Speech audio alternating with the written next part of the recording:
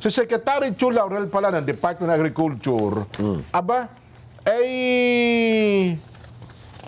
nagpunta pala sa Makati Prosecutor's Office. Bakit? May ano? Hindi ho para magbigay ng pataba o ng ayuda sa mga mangingisda o magsasaka, kundi maghain po ng kasong cyber libel. Ayun. Laban po kay Attorney Levy Baligod at sa 18 dating sundalo. Ano ha? Ayon po kay Secretary Chu Laurel, ang reklamo sa tanggapan ng prosecutor ng Makati ngayon pong araw. At dito ay mariin po niya pinabubulaanan yung paratang na nagpakilalang mga dating sundalo tungkol daw po sa kanya umano'y pagkakasangkot sa paghahatid ng mga mali-maletang pera sa iba't ibang personalidad. Tinutukoy po ni Secretary Chu Laurel na ang paratang tungkol sa kanya, umanong papel sa agricultural smuggling ay pawa daw pong mga kasinungalingan. Anya, ang sinasabi daw po sa affidavit ng mga nagpaparatang sa kanya. Binabanggit pa po ni Secretary Laurel na hindi niya kilala ang sino man sa 18 dating nagpakilalang sundalo at ang huli na sinasabi sa Forbes Park, huli daw siya na nakatira doon, 2018 pa. Ayon, at sa kaso naman daw po ni Kong Saldico, sinabi ng kalihim ng agriculture na ngayon lamang siya nakahanap ng panahon para daw po ito'y formal na isampa. Ilang buwan na matapos niyang sabihin na kinukusdiran niya ang pag-asampa ng kasong cyber libel laban po sa dating ako Bicol Party List Representative Saldico. Kaya nga Nelson, Benny, no, mahalaga talaga na matanong ang at sabihin mayroong venue para matanong yung 18 dating sundalo. Yes, para talagang sa formal na paraan ay maimbestigahan. Kung may katotohanan ba yung sinasabi nila at mapanagot yung mga tunay na nagkasala, kung meron man o wala. Kasi nga, sabi natin kung qualify mo mismo, halimbawa, inuutusan itong mga 18 sundalo, no? Hindi naman idinidetalye sa kanila, o dalhin mo ito. Baka, wala naman silang sapat na kabatiran kung yung dinadala nilang pera, illegal o legal. Diba? Pwede sabihin, dalhin mo ito. Oo. Yung pala, may utang doon. Ayun. Ang address ay ganito, dalhin mo kay ganito, kay ganyan, kay ganyan. Noon pa man kasi, may mga transaction, halimbawa sa Ginoong Saldico, o kaya naman may transaction sa, halimbawa sa bilang isang negosyante kay Secretary Chu Laurel, at nautusan yung, pero sabihin, legal na transaksyon, walang masama doon, di ba? Sapagkat legal naman, pareha silang negosyante. Ngayon, hindi ko nag-deliver sila ng pera sa isang personalidad, ay may sasabi agad natin na sila ay sangkot doon sa flood control anomaly. Kaya mahalaga nga, may venue sila na matanong, ito, detalye mo nga ito, ano ba ito? Nagpa-picture kayo sa ganito, may dala kayong pera, ano ba ito? Ano ba sabi sa inyo? Sabi ko sa amin, dalhin lang O sinabi ba sa inyo kung tungkol saan itong perang dala-dala ninyo? Di ba noon kapag may ganyang issue, ang nauuna pang magpa-imbestiga yung Kongreso? Yes, naguunahan lagi ang mga naguunahan ng Kongreso yung at Senado. dalawang nakakapulungan. Bakit ngayon parang iniiwasan nata? Kasi baka ayaw nila atang iniiwasan natin sila na maituro din sila.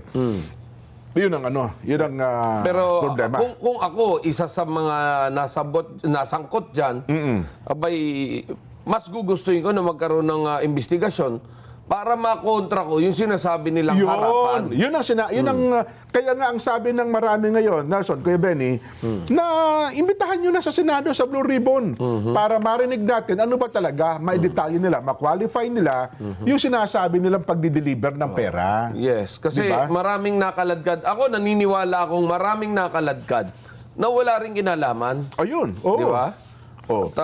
Kasi alam mo na medyo allergic tayo sa mga list na yan, di ba? Dati meron tayong Napolis list, di ba? Meron tayong Bryce list, meron tayong flood control list. Naging hanap buhay nung iba Hindi, tsaka yung salita rito, isa sa kumuha ng aking attention dito yung mga media, no? Yung salitang media na tumanggap din daw. Ayun. Well, masyadong shotgun yung tinatawag natin na naging pahayag dahil ang daming tinamaan na sa halip na pangalanan, tinamaan yung buong industriya. Tama. We know that as of the moment, talagang pababa yung kredibilidad ng media industry. No? Oho. Dahil marami talaga sa ating mga kapatid ang naliligaw ng landas. Pero ang atin naman is, yung mga matitino naman ay isalba natin.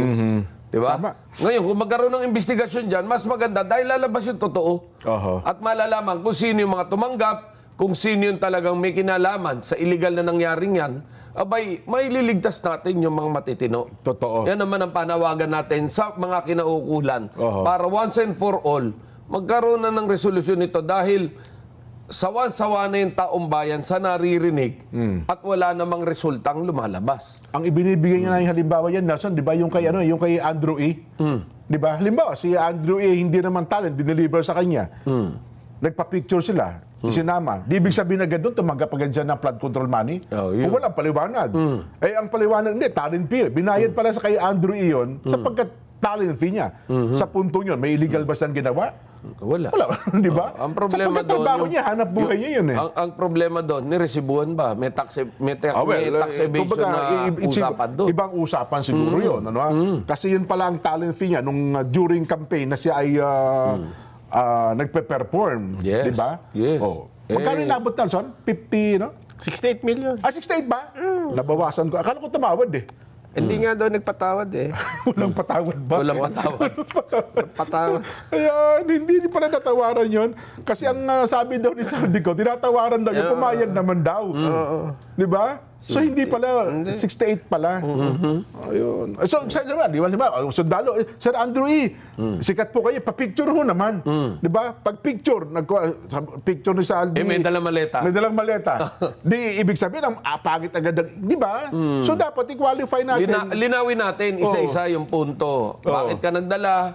Ano yung dinala? Ngayon, kung ikaw naman yung tumanggap, at naimbestigahan ka rin, ang sasabihin mo lang, ay talagang tinanggap ko yan, bayad sa akin yan Talent eh. fee sa akin Talent yan eh. fee ko yan eh. Oho. Di ba? Yun. O gaya naman nung merong ilan, mga kilala sa media na mga PR man, may tinanggap. O bakit ko tinanggap? Talent fee ko yan eh. Oo.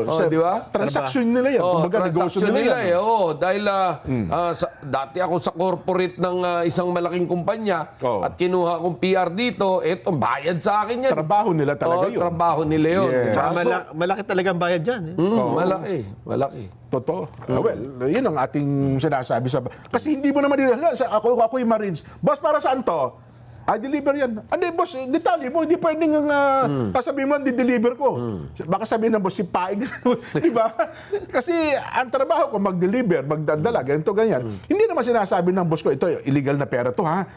Itong perang ito ay galing ito sa nakaw ito, ha? Huwag mong... Galing sa Ghost Project yan, ha? Hindi naman hindi detalye nung nagutos yun. Ang sasabihin lang ng boss mo, dalin mo to kay ganito. Yes, sir. Di ba?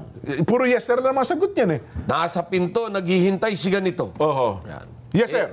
Sa bahay niya, dalhin. Oh. Yan. Ganun lang yun eh.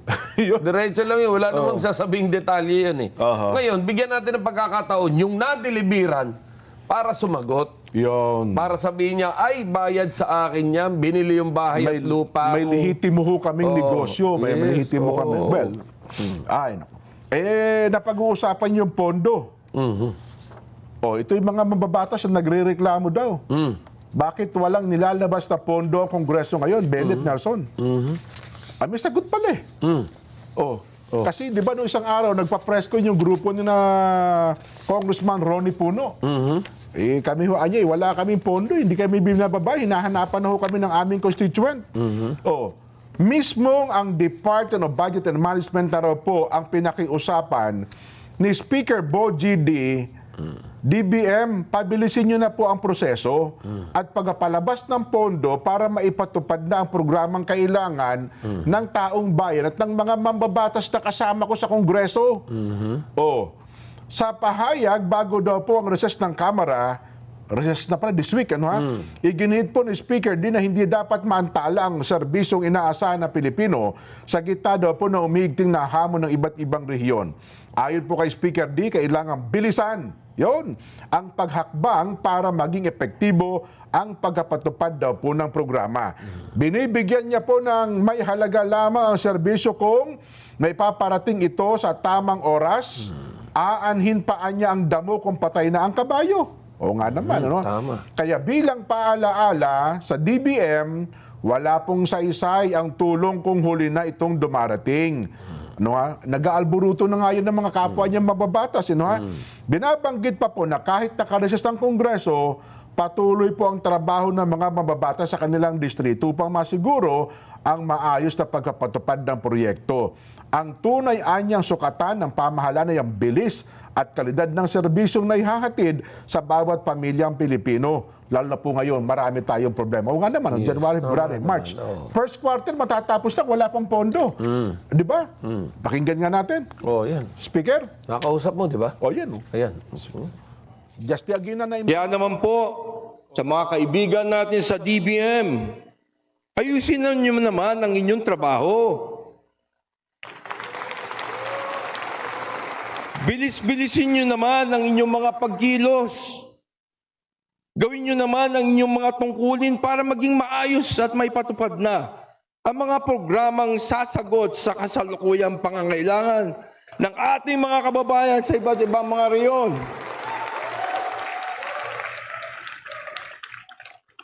Huwag yun nung sayangin ang oras at huwag na huwag nating paghintayin ang taong bayan.